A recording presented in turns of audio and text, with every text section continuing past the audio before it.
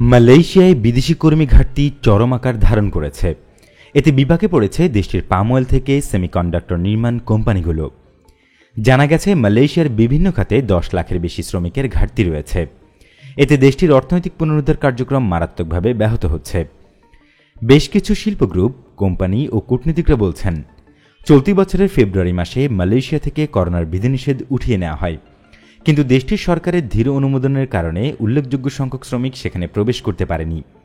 তাছাড়া শ্রমিকদের সুরক্ষা নিয়ে ইন্দোনেশিয়া ও বাংলাদেশের সঙ্গে দীর্ঘ আলোচনাও এর অন্যতম কারণ।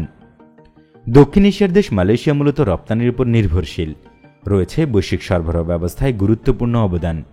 দেশটি কোম্পানি, পাম অয়েলের বীজ বপন ও সেবা খাতের জন্য লাখ লাখ বিদেশি কর্মীর উপর নির্ভরশীল। বিভিন্ন প্রতিকূল পরিস্থিতির কারণে স্থানীয়রা এতে চাকরি করতে চান না। এমন পরিস্থিতিতে উৎপাদনকারী কোম্পানিগুলো ক্রেতা হারানোর আশঙ্কা প্রকাশ করছেন। Federation of Malaysian manufacturers president Soh Thian Lai বলেছেন, অর্থনীতিতে ইতিবাচক পরিবর্তনের পাশাপাশি বিক্রি অনেক বেড়েছে, কিন্তু কিছু কোম্পানি চাহিদা অনুযায়ী পণ্য সরবরাহ করতে পারছে না।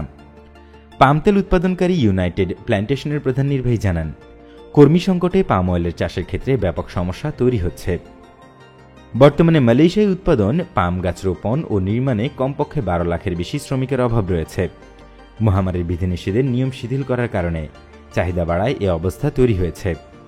দেশটির উৎপাদনকারীরা জানিয়েছেন, তাদের 6 লাখ কর্মীর ঘাটতি রয়েছে।